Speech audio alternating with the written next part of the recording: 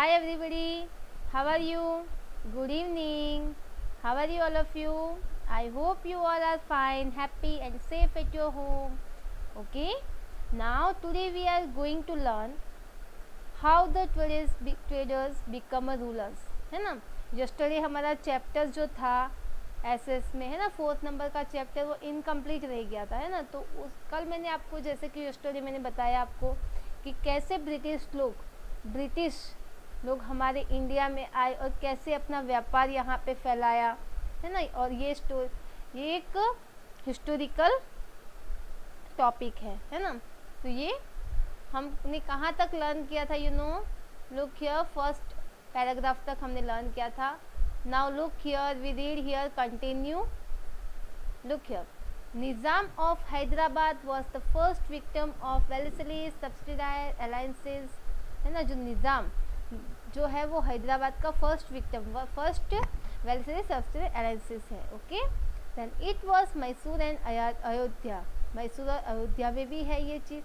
And then Tanjore and Karnataka meet with the same fate, same उसी के जैसे है. The British made the Marathas fight amongst themself and consequently made them accept the subsidiary alliances. Okay, look here. अगर कुछ words ना समझ में आए तो यू कमेंट बॉक्स में आप डाल सकते हो. कुछ समझ में ना आए तो पूछो. Okay, amount to the losses incurred by Nizam in his fight with Marathas. देखो, ये मराठास के साथ निज़ाम इन फाइट्स हुई थी. Then he was the first to accept this alliances. Tipu Sultan was Mysore refuse to do so, but after the British victory in the 4th एंग्लो-मैसूर war. देखो, चौथा मैसूर युद्ध start किया था. Then Mysore was force to become a subsidiary state. Marathas chief fought amongst themselves after the death of Nana Fadnavis. One by all the Maratha states become the victim of divided the rules policy of British. British के rules follow. देखो, British जो सत्ता थी, वहाँ की जो शासक थे, वहाँ के लोग, तो छोटे छोटे स्मॉल विक्टिम्स वहाँ पे आना स्टार्ट हो गए.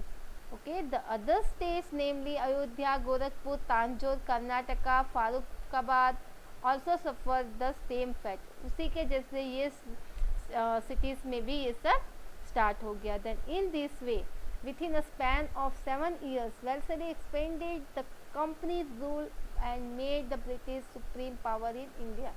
किसी तरीके से उन्होंने अपना जो व्यापार था, अपना जो ट्रेडर्स था, वो धीरे धीरे करके ऑल सिटीज़, इंडिया की मोस्ट ऑफ सिटीज़ में उन्होंने धीरे धीरे करके फैलाए थे. और इन द 7 ईयर के अंदर इन्होंने इतना बड़ा उनका खुद का सुप्रीम पावर, उनके पास इतनी पावर आ गई थी, है ना. तो उन्होंने उसी पावर की जोर पर उन्होंने अपना एक शासक रूल्स जो है वो इंडिया के अंदर फॉलो किया. The battle fought of by Wellesley. देखो, वेल्सेली और ये देखो युद्ध हो रहे हैं सबके बीच में. ओके, वेलकम दीप्ति सोनी, वैष्णवी पटेल, है ना. Okay, very good. I so happy because you attend this lecture. Okay, now look here. अगर कुछ समझ में ना आए बेटा तो आप कमेंट बॉक्स में लिख के मुझे वर्ड्स पूछो. अगर मीनिंग समझ में नहीं आता है तो I will give you answer. Okay, this is the picture of Lord Wellesley. Okay, expressions of the British rules in India, है ना. तो ब्रिटिश रूल्स जो इन्होंने इंडिया में बहुत महत्वपूर्ण, है ना, एक्सपेंशंस.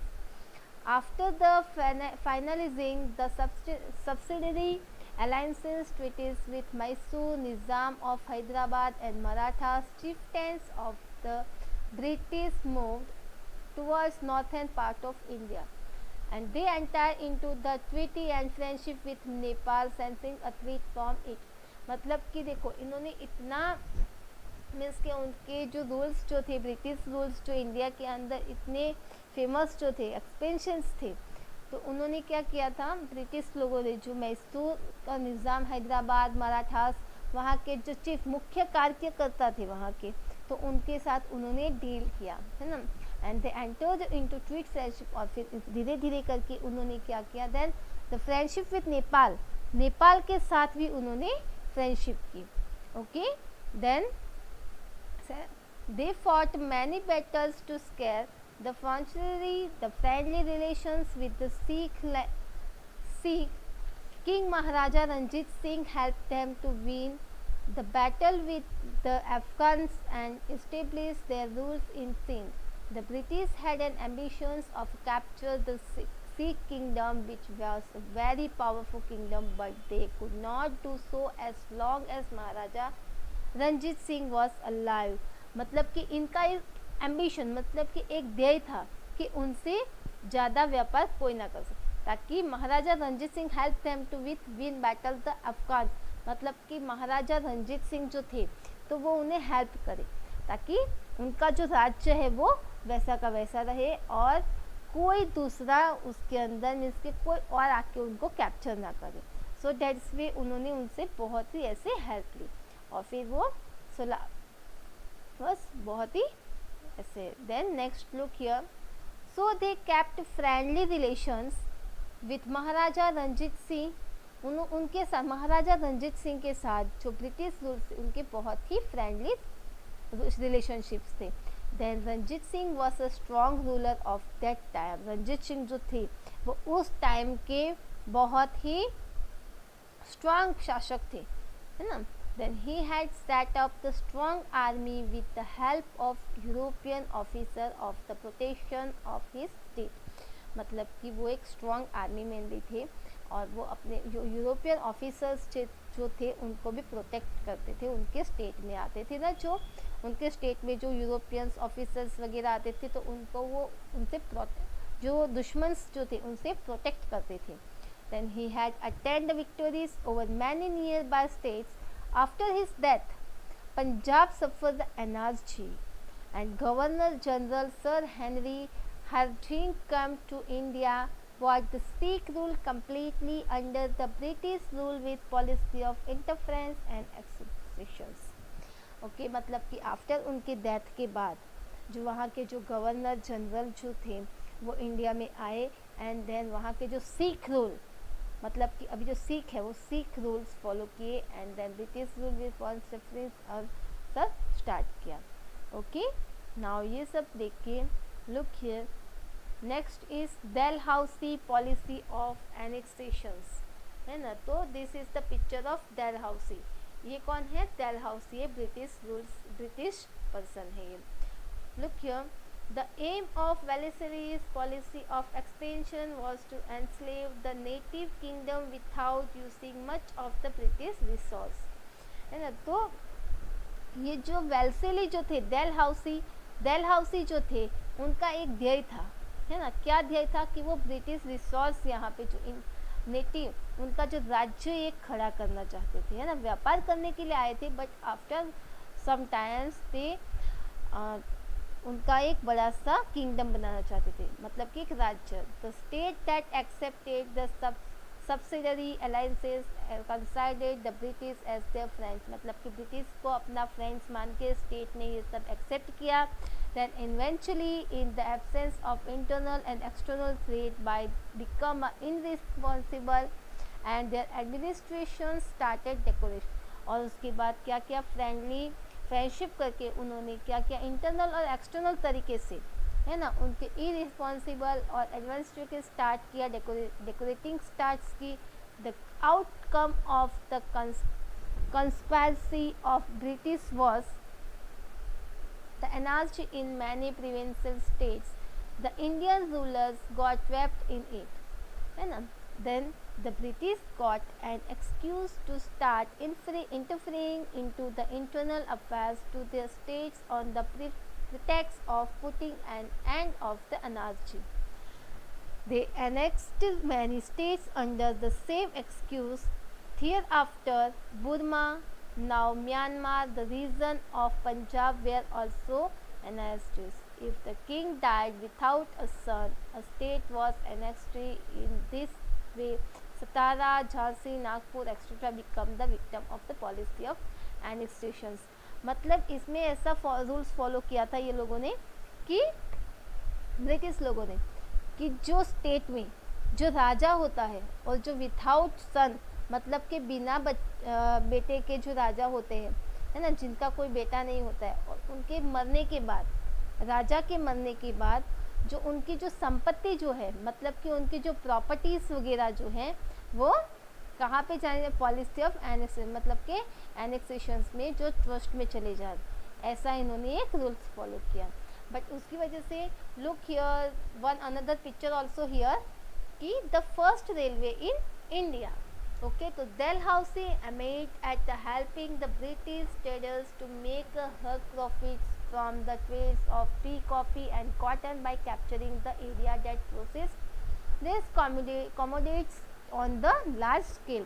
मतलब कि जो डलहौसीज जो है उन्हें क्या, उनका एक और भी ध्येय था कि उनका क्या ध्येय था कि हम ये व्यापार तो कर रहे हैं बट व्यापार में अगर प्रॉफिट ना हो तो व्यापार का कोई फ़ायदा नहीं है। Now it's in present also कि अगर कोई बिजनेस करता है ना, कोई बिजनेस करता है, कोई दूसरा कोई वर्क करता है बट उनको प्रॉफिट ना हो तो कोई वर्क करेगा नो। ओके, तो that's way that time this Dalhousie also am, उनका भी एक ऐसा सोचना था कि काम करे तो कुछ प्रॉफिट मिलना चाहिए। तो सो प्रॉफिट के लिए उन्होंने क्या, look here to coincidence the British rules in India and run the administration smoothly many change were introduced by Dalhousie's in India. उन्होंने क्या किया कि इंडिया के अंदर ऐसे बहुत सारे चेंजेस लाए। ओके, और चेंजेस लाने के लिए उन्होंने सबसे पहले during his tenure the first railway lines was started between Mumbai and Thane.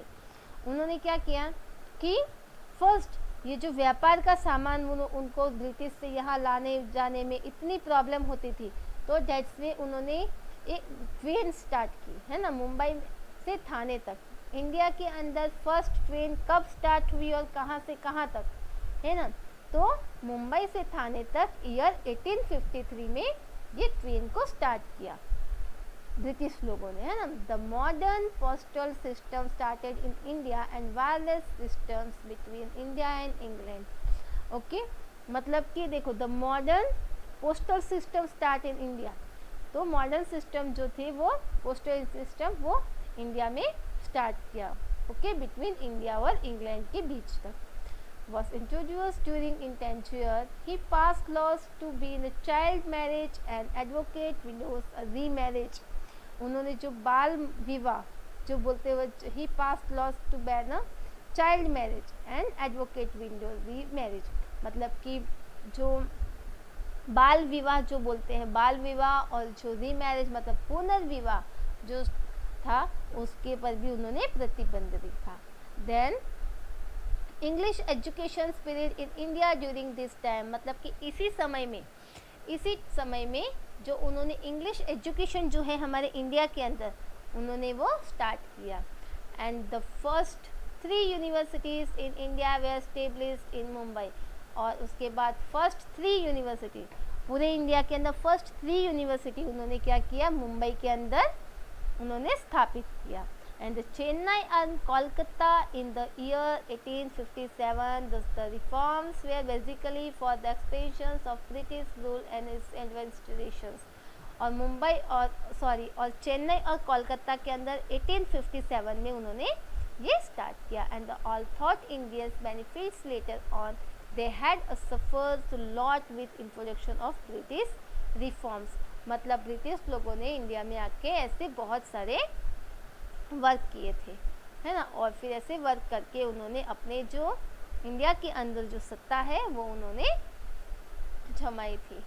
Okay, तो now we learn next topic this certifications of people, है ना, दिस सर्टिफिकेशंस ऑफ पीपल मतलब कि पीपल को क्या सर्टिफिकेशंस नहीं था, है ना। तो after the policy of subsidiary alliances Dalhousie's policy of annexation shook the whole nation tremble। This resulted in the dissatisfactions among the people toward the British।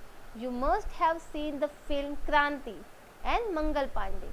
If you have not seen then try and see this movie। मतलब कि British लोग जब India के अंदर आए तो उन्होंने इतना सब कुछ काम किया था इंडिया में आके, but then also some peoples, some नहीं बट मोस्ट ऑफ पीपल्स जो है वो सेटिस्फाइड नहीं थे, उनको सेटिस्फिकेशंस नहीं था, है ना। सो उसकी वजह से ऐसे बहुत सारे क्रांति हुए थे। तो उसकी वजह से लुक हियर कि यू मस्ट हैव सीन, अगर किसी ने 2 पिक्चर्स के नेम दिए हैं या 2 फिल्म के नेम, क्रांति एंड मंगल पांडे, जो क्रांति एंड मंगल पांडे जो 2 फिल्म्स है वो ये ब्रिटिश रूल्स के अकॉर्डिंग फॉलो किए गए हैं। तो if you have not seen then you try and see this movie, आपको मज़ा आएगा। Okay, at this time the people were surprise under the dictatorial regime of British. In addition to that, the reforms made by Dalhousie added a fuel to fire. Different people reacted differently to railway facilities of the post and telegraph and western educations. Orthodox people felt that the British wanted to destroy their culture. The reform done by the British were basically for running the administration smoothly. The dissatisfactions of people had reached a point of saturation and they were in the state of rebellion and result in the freedom movement of 1857. मतलब कि इन्होंने जो rules बनाए थे India के अंदर, जो rules बनाए थे, तो कुछ पीपल्स ऐसे भी थे जो इससे सेटिस्फाइड नहीं थे, कुछ पीपल्स ऐसे भी थे कि जो इससे सेटिस्फाइड थे, कुछ उनके कल्चर से सेटिस्फाइड नहीं थे और कुछ उनकी जो डिफरेंट जो एजुकेशंस जो थी वो एजुकेशंस भी बहुत ऐसे महंगी थी। रेलवे फैसिलिटीज़, पोस्ट, किसी को अगर कोई कार्ड मीन्स लेटर्स भेजने हो, टेलीग्राम भेजना हो, तो उसकी वजह से उनको सेटिस्फाइड नहीं थे काफ़ी लोग, और काफ़ी लोग ऐसे सोच रहे थे कि नहीं this is better and somethings thought like a not better. So that's way first यहाँ पे जो फिल्म के नाम लिखे गए हैं, तो फिल्म के अकॉर्डिंग ये इन जो ब्रिटिश हिस्ट्री जो है ब्रिटिश लोगों की वो फिल्म में दिखाई गई है। Okay, now here we complete our 4th lesson. Look here, 4th chapter हमारा यहाँ पे कंप्लीट हो गया है। And now I give you homework today. आपको होमवर्क में क्या करना है, लुक हियर, जो वेल्सेलीज पॉलिसी ऑफ एक्सपेंशंस, जो ये 1 पैराग्राफ है, लुक हियर 1 पैराग्राफ है, वो आपको कंप्लीटली लिखना है। Okay, 2 times you have to write down this Wellesley policy of expansions. अगर कुछ समझ में ना आया हो तो you write down in your comment box. I will give you answer. Okay, I will give you 2 minutes. कोई वर्ड समझ में ना आया हो तो मुझे बताओ, कोई सेंटेंस नहीं आता ना समझ में आया हो तो मुझे बताओ, I will help you. Okay, और अगेन आई रिपीट इट कि आपको होमवर्क में 2 टाइम्स लिखना है this paragraph, Wellesley's policy of expansions. Okay, you have to write down 2 times and send the group. Okay, pic भेजना है ग्रुप में। Understand? I hope you all are understand very well. Okay, bye bye.